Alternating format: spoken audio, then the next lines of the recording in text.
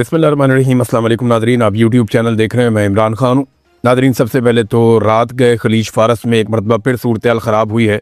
America और Israel ने फ़िज़ाई हमले किए हैं और ईरान ने जवाबी कार्रवाई की है। दोनों जानिब से जो स्टेटमेंट आया वो आपके सामने मैं रख देता हूँ, और जो इलाकाई मीडिया है उसने क्या रिपोर्ट किया वो भी मैं आपके सामने रख देता हूँ। लेकिन एक चीज़ मैं पहले कन्फर्म कर दूँ आपको कि ये रात को झड़पें हुई हैं, लेकिन एक स्पेसिफ़िक टाइम पीरियड के लिए थी। उसके बाद फिर मामला थम गए हैं।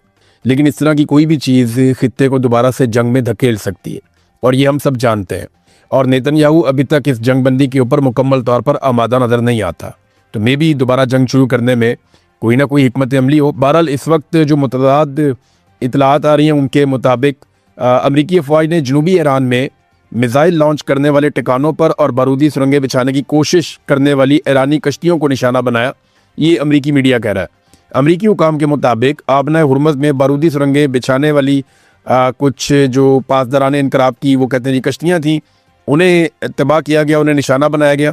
और उसके साथ ही बंदर अब्बास में ज़मीन से फ़िज़ा में मार करने वाले मिसाइल के एक ऐसे ठिकाने को भी हदफ बनाया गया जो अमरीकी जंगी तैयारों को निशाना बना रहा था। दूसरी जानिब ईरान ने जो दावा किया वो ये है कि आज रात बंदर अब्बास के करीब उनकी कश्तियों पर होने वाले हमले में 4 आम माहीगीर हलाक हुए हैं, और मकामी मीडिया ने उन हलाक शुदगान की तस्वीरें भी जारी की हैं।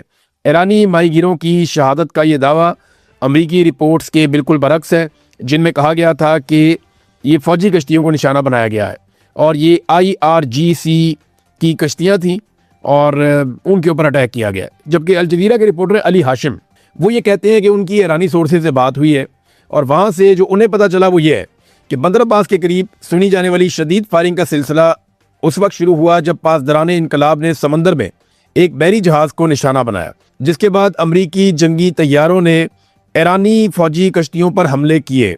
ये खबर जो है वो अल जज़ीरा के रिपोर्टर बता रहे हैं।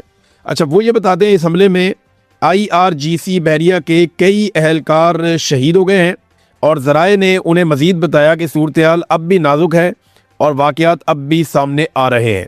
अच्छा, ये उस वक्त रिपोर्ट हुआ जब हमले हुए थे। तो नादरीन, ये एक झड़पों की सूरत हाल इसको कहा जाएगा। दोनों जानिब से अटैक किया गया। इसमें जो है वो जंगी तैयारे भी इस्तेमाल हुए हैं, इसमें जो है वो ज़मीन से हवा में मार करने वाले रॉकेट्स भी इस्तेमाल हुए हैं, और बहरी फ़ौज भी इस्तेमाल हुई है, और काफ़ी नुकसान हुआ है।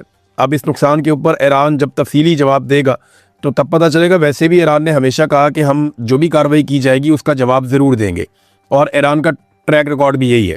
अब अगर इसमें ईरान का ज़्यादा नुकसान हुआ है तो देखना होगा कि ईरान जवाबी कार्रवाई कैसे करता है। मैं बाकी इंटरनेशनल खबरों की तरफ आता हूँ, लेकिन सबसे पहले पाकिस्तान से मुताल्लिक एक अहम खबर यह है कि पाकिस्तान के वज़ीर आज़म चीन में मौजूद हैं, और उनकी बगल में पाकिस्तान के आर्मी चीफ बैठे हैं। ये कोई जंग नहीं चल रही इस वक्त। पाकिस्तान किसी मुल्क के साथ कोई जंग नहीं लड़ रहा, और पाकिस्तान ने जंग फिलहाल लड़नी भी नहीं है किसी के साथ। अभी अमरीकी सदर चाइना में होकर गए हैं, उनके बाद रूस के सदर चाइना में होकर गए हैं, दोनों के साथ उनका आर्मी चीफ नहीं आया। फिर कुछ अर्सा पहले जो है वो होकर गया था पेड्रो, जो स्पेन के वज़ीर आज़म है, उनके साथ भी उनका आर्मी चीफ नहीं आया। ईरानी क़यादत भी आई थी, और ईरानी जो सियासी क़यादत है वो भी पहुंची थी चीन में, लेकिन उनके साथ भी उनका आर्मी चीफ नहीं आया। हमारे पीछे रह जाने की जो एक बड़ी वजह ना वो यही है कि हमारे सियासतदानों को कोई भी फैसला करने से पहले मुल्की मफाद में नहीं देखना होता। उन्होंने ये देखना होता है कि एस्टेब्लिशमेंट का इसमें फ़ायदा है या नहीं है। वो बेचारे सिर्फ एस्टेब्लिशमेंट के मफाद का तहफ़्फ़ुज़ करते रहते हैं, और पाकिस्तान का मफाद कहीं और रह जाता है। भारतीय वज़ीर आज़म पूरी दुनिया में जाता है, उसके साथ उसका आर्मी चीफ नहीं होता। वो दुनिया के जिस मुल्क में भी जाता है वो खुद बात करता है, उसके वज़रा बात करते हैं। वो अपने आर्मी चीफ को अपनी बगल में या अपने पहलू में बिठा कर नहीं रखता। यूक्रेन गुज़िश्ता 4 साल से जंग लड़ रहा है, और बहुत ताकतवर मुल्क है रूस जिसके साथ वो जंग लड़ रहा है। जब यूक्रेन का सदर जाता है दुनिया के ममालिक में तो उसकी बगल में भी उसका आर्मी चीफ नहीं होता, हालांकि उसका आर्मी चीफ दुनिया की एक मुश्किल तरीन जंग लड़ रहा है। मगर जब वो ट्रंप को मिलने गया तब भी उसके पहलू में उसका आर्मी चीफ नहीं था। लेकिन हमारे दौरों में तो ऐसा लगता है कि हमारा आर्मी चीफ अपने अर्दली को अपने साथ लेकर आया हुआ है, और वो अर्दली चाहे चीन हो, चाहे अमेरिका हो, चाहे सऊदी अरब हो, या अक़वाम मुत्तहिदा हो, हर जगह के ऊपर अपने आका की तारीफ़ें करना नहीं भूलता। हर जगह वो तारीफ़ें करता रहता है। तो फील्ड मार्शल के इन दौरों से पाकिस्तान को मिलता गया है। देखिए, इससे फील्ड मार्शल को पजीराई मिलती है, वो दुनिया के काम आते हैं। अमेरिका जो उन्हें कहता है वो करते हैं, वो पॉलिसी उसके मुताबिक बदल देते हैं, और बहुत सारे ममालिक की डिमांड्स को पूरा करते रहते हैं।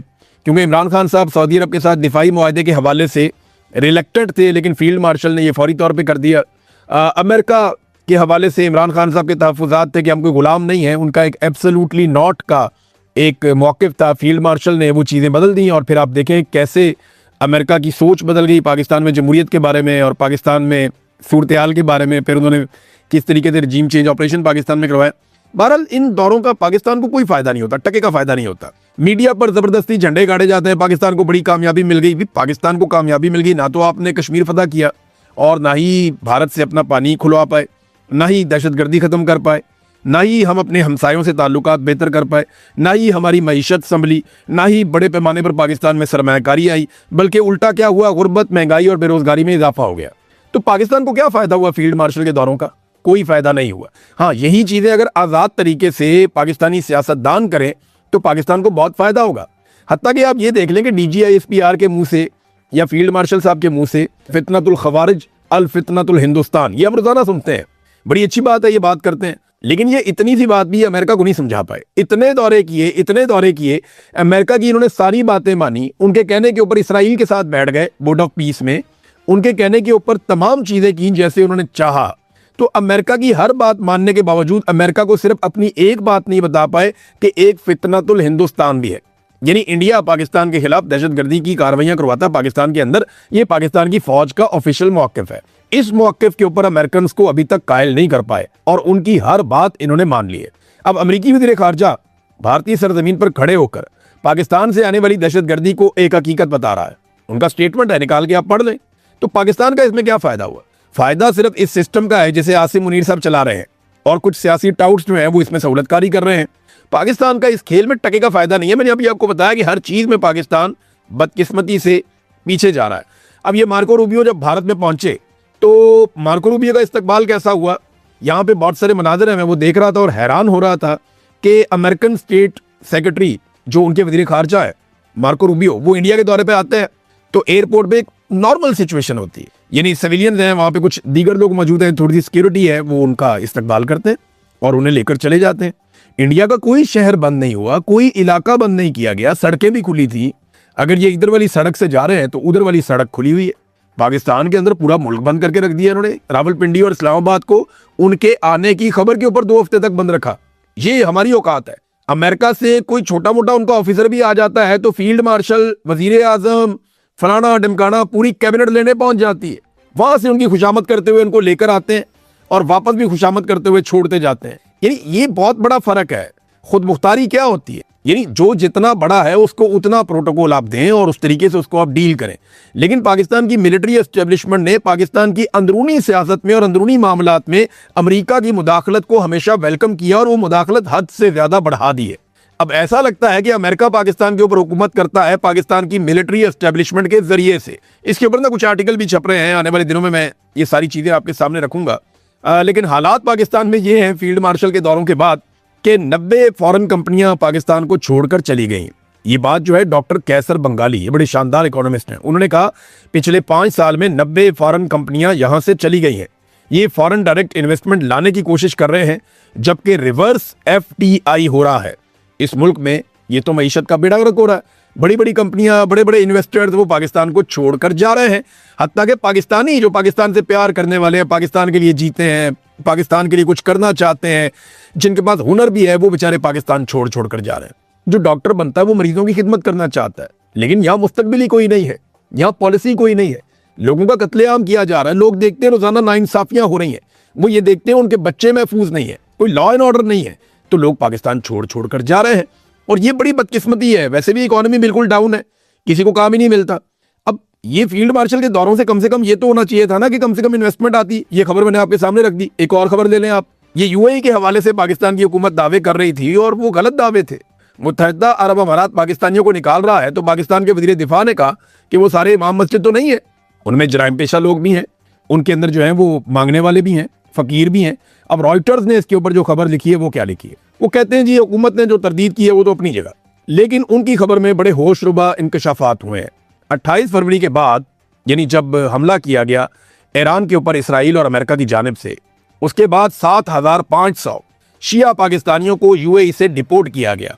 वो नौकरियों, सामान, हत्ता के अपनी सेविंग्स तक से महरूम हो गए।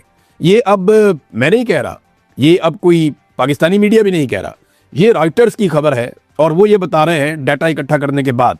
अभी मजीद डाटा भी आ जाएगा आपके सामने और बहुत सारी चीज़ें आप उनको देखेंगे तो ये भी पाकिस्तानी हुकूमत का मौक़िफ़ गलत साबित हो गया कि जनाब ये जराइम पेशा लोग वापस आए हैं। यहाँ पे खामोशी थी, मैंने आपको बताया था ना कि दहशतगर्दी के मामला पे रोका गया पाकिस्तान की मीडिया को कि आपने कवरेज नहीं करनी, और साथ में रोका गया है कि आपने यूएई के मामले के ऊपर कवरेज नहीं करनी। और एक चीज़ और रोकी गई है कि इमरान खान के दौर से मौजूदा दौर का आपने मवाजना नहीं करना। बड़ी सख्ती से पाकिस्तान की इंटेलिजेंस एजेंसीज ने मना किया है पाकिस्तान के तमाम सहाफ़ियों को कि आपने मईशत का मैदान हो, अमन व अमान का मैदान हो, कोई भी मैदान हो, आपने इमरान खान के दौर के साथ मौजूदा दौर का मवाजना नहीं करना। वो दौर और था, ये दौर और है। अब ये कह के वो कोशिश करते लगे इमरान खान के दौर में कोविड आया, पूरी दुनिया तबाही का शिकार हो रही थी, बहुत बुरे हालात थे, इनको तो वो दौर ही नहीं मिला, वरना पता नहीं ये सारे पाकिस्तानियों को ही मार देते। बहरहाल डोनाल्ड ट्रंप ने जो मुतालबा किया ना मुसलमान मुल्कों से कि आप फौरी तौर पर अब्राहम अकॉर्ड के ऊपर दस्तखत करें, और उन्होंने अपनी इंतजामिया को कहा कि इसका बंदोबस्त करो फटाफट। दोनों अलग अलग मामले हैं। ये जो ईरान का, इसराइल का और अमेरिका का फड्डा हुआ ना, ये अलग चीज़ है। वो जो अब्राहम अकॉर्ड है ना, वो एक अलग चीज़ है। लेकिन डोनाल्ड ट्रंप इसी में लपेट के कि जनाब ये मुआहदा हो रहा है, लिहाजा ये वाला मुआहदा भी करो, उसको एक कंडीशन के तौर पे साथ रख दिया। मैं हैरान हो रहा था और इंतजार कर रहा था कि ये जितने दीन के ठेकेदार पाकिस्तान में रहते हैं मौलवी, ये कब बोलेंगे डोनाल्ड ट्रंप के इस बयान के बाद। तो कोई ठेकेदार नहीं बोला, किसी ने फतवा जारी नहीं किया। यानी इमरान खान को ताने देने वाले जितने लोग थे सारे गायब है। ताहिर अशरफी किधर है, मुफ्ती मुनीब किधर है, ये क्यों नहीं स्टेटमेंट देते कि डोनाल्ड ट्रंप का ये मुतालबा क्या है। इसके बारे में कोई बात नहीं कर रहा। फील्ड मार्शल का स्टेटमेंट आना चाहिए, शहबाज शरीफ का स्टेटमेंट आना चाहिए, उन्हें बताना चाहिए ना।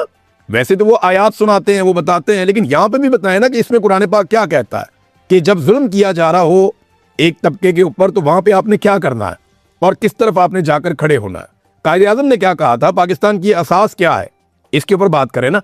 भारत आजकल वैसे ये समझाया जाता है मुख्तलिफ हलकों में बैठकर कि इसराइल को तस्लीम कर लेने में पाकिस्तान का फायदा होगा। ये बार बार समझाया जाता है, ये बात बार बार की जाती है और लोगों को ऑफ द रिकॉर्ड कायल किया जाता है। दो चार लोगों ने मेरे से भी एक दफ़ा ये बात की थी, मैंने शटअप कॉल दी थी कि यार देखो ये पाकिस्तान की पॉलिसी नहीं है, पाकिस्तानी इसको तस्लीम नहीं करेंगे जब तक कि आप फ़लस्तीनियों को उनका हक नहीं मिल जाता, वो मुतमईन नहीं हो जाते, तो हम कौन होते हैं कि हम मुतमईन हो जाए यहाँ बैठ के। सऊदी अरब का भी यही मौक़िफ़ है कि पहले फ़लस्तीनी रियासत का क़याम अमल में आना चाहिए, उन्हें मुतमईन होना चाहिए।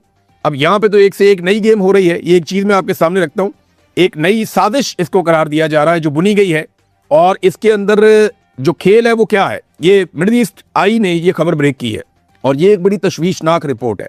इस रिपोर्ट के मुताबिक अमेरिका और इसराइल एक ऐसे मंसूबे पर गौर कर रहे हैं जिसके तहत मस्जिद अक्सा पर उर्दन की तारीखी कस्टोडियनशिप उसे ख़त्म कर दिया जाएगा। यानी इस वक्त उर्दन के कंट्रोल में उसे ख़त्म कर रहे हैं और इस मंसूबे के मुताबिक इस्लामी औकाफ की जगह पर इसराइल की हमायत याफ्ता एक नई बॉडी कायम की जाएगी जो इस मुकद्दस मुकाम को एक कसीरुल अकीदा मरकज़ में तब्दील कर देगी, जहां यहूदियों को इबादत की वसी तर रसाई दी जाएगी। इसराइली निगरानी इसको हासिल होगी। रिपोर्ट में मजीद कहा गया कि ट्रंप इंतज़ामिया की ख्वाहिश है कि मस्जिद अक्सा की मुस्लिम शनाख्त को ख़त्म करके इस जगह को एक ऐसे तारीखी सियाहती मुकाम में तब्दील कर दिया जाए जो तीनों इब्राहिमी मज़ाहिब इस्लाम, ईसाइयत और यहूदियत की मेज़बानी कर सके। यानी अब ये जो एक शनाख्त है मस्जिद अक्सा की कि ये मुसलमानों का एक मुकद्दस मुकाम है, वो शनाख्त ख़त्म की जाएगी और एक इंडिपेंडेंट बॉडी बनाई जाएगी। वो बॉडी इसराइल की निगरानी में काम करेगी और इसराइल का तहफ़्फ़ुज़ करेगी और ये एक सियाहती मुकाम में कन्वर्ट हो जाएगा और सबको इजाज़त होगी और वो बॉडी फैसला करेगी कि किसने जाना और किसने नहीं जाना। अब इसके ऊपर बोर्ड ऑफ पीस में कौन आवाज़ उठाएगा, कौन उठाएगा आवाज़, कौन इस पर बात करेगा? क्या पाकिस्तान के फील्ड मार्शल इस पर बात करेंगे जो बोर्ड ऑफ पीस का हिस्सा है? लेकिन वो तो डोनाल्ड ट्रंप के फेवरेट फील्ड मार्शल हैं, वैसे इसके ऊपर उन्हें बात करनी चाहिए, या हमारे मौलवी कम से कम इस पर बात करें जो दीन के ठेकेदार बनते हैं। नाज़रीन देखिए, पाकिस्तान में ना एक जो ताकतवर है ना उसी को रहने का हक है। मैं आपको एक मिसाल देकर भी बताता हूँ। अगर आप ताकतवर है, आप पाकिस्तान में रह सकते हैं। आपके मिलिट्री एस्टेब्लिशमेंट से अच्छे ताल्लुकात होने चाहिए फौज के साथ, और आपके पास ताकत होनी चाहिए, पुलिस वाले आपके वाकिफ होने चाहिए, अदालत के अंदर जजेस आपके कंट्रोल में होने चाहिए। आप पाकिस्तान में रहें, जो मर्जी करें, आपको कोई कुछ नहीं कह सकता। रूल ऑफ लॉ के साथ आप पाकिस्तान में नहीं रह सकते। शरीफ आदमी का गुजारा ही नहीं है, अपनी इज्जत बचाना वहां पे मुश्किल है। ये हालात पैदा हो गए। इस्लामाबाद हाई कोर्ट ने ऑर्डर जारी कर दिया कि 1 कॉन्स्टिट्यूशनल एवेन्यू के अपार्टमेंट के मालिकान को बेदखल नहीं किया जाएगा। आप अंदाजा करें, जब अमीर आदमी के गिरबान पे हाथ डला, जब अमीर आदमी को पकड़ा गया और पूछा गया कि इल्लीगल जगह है जनाब खाली कीजिए, तो हाई कोर्ट बीच में आ जाती है। इसी शहर में यहां से वॉकिंग डिस्टेंस के ऊपर हजारों गरीबों के मकानात खाली करवा के गिरा दिए, हजारों गरीबों को बेघर कर दिया गया। लेकिन हाई कोर्ट नहीं जागी, किसी अदालत ने कोई ऑर्डर नहीं दिया, क्योंकि वो गरीब थे, वो बेसहारा थे, उनका कोई वाली वारस नहीं था। और जो आदमी इस मुल्क में जब भी कभी गरीब का वाली वारस बना, उसे या तो जुल्फिकार अली भुट्टो बना दिया गया या उसे इमरान खान बनाकर निशान इबरत बनाने की कोशिश की गई। जो भी कोई भी पाकिस्तान के अंदर जब भी एस्टेब्लिशमेंट के मफाद के खिलाफ खड़ा हुआ, एस्टेब्लिशमेंट उसके गले पड़ गई। पाकिस्तान के दो टुकड़े कर दिए इन्होंने। जब शेख मुजीब ने बांग्लादेश के गरीबों के लिए आवाज उठाई, तो पाकिस्तान के दो टुकड़े कर दिए कि नहीं, हमें वो चाहिए ही नहीं, पाकिस्तान ही तोड़ दिया। और बड़े फख्र के साथ उस वक्त ये कहते थे कि नहीं, वो तो डूबते हैं, वहां तो हर साल सैलाब आता है, उनके तो पल्ले ही कख नहीं है। आज उनकी इकोनॉमी पाकिस्तान से बहुत बड़ी है। वो पाकिस्तान से आगे निकल गए क्योंकि उन्होंने अपने जर्नैलों को लगाम डाल दी थी। उन्होंने कहा था कि फौज कारोबार नहीं करेगी, कारोबार सिविलियंस करेंगे। उन्होंने कहा था कि हुकूमत जो है वो सिविलियंस चलाएंगे। हालांकि बार बार वहां पे भी ये पंगा पड़ा हुआ था फौज का, लेकिन उन्होंने काफी हद तक कंट्रोल किया। और अभी तो उनकी जो यूथ है, उन्होंने बड़ा जबरदस्त काम किया। डोनाल्ड ट्रंप ने नाजरीन एक यू टर्न लिया है, यूरेनियम के मामले में उन्होंने अपनी पोजीशन तब्दील की है, और ये ईरान की एक बहुत बड़ी कामयाबी है। डोनाल्ड ट्रंप ने कहा कि जो यूरेनियम अफसोदा शुदा है, या तो फौरी तौर पर अमेरिका के हवाले किया जाएगा। अब या का लफ्ज आ गया। पहले डोनाल्ड ट्रंप कहता था हर हाल में हमारे हवाले किया जाएगा, अब वो वाली शर्त होगी खत्म। डोनाल्ड ट्रंप ने कहा या तो हमारे हवाले किया जाएगा या फिर उसे खत्म कर दिया जाएगा ईरान के अंदर ही, और बहुत सारी निगरानी के अंदर। ये आहिस्ता आहिस्ता दूसरी चीजों पर भी आएंगे कि जनाब इसको निगरानी में रखा जाए, सख्त निगरानी के अंदर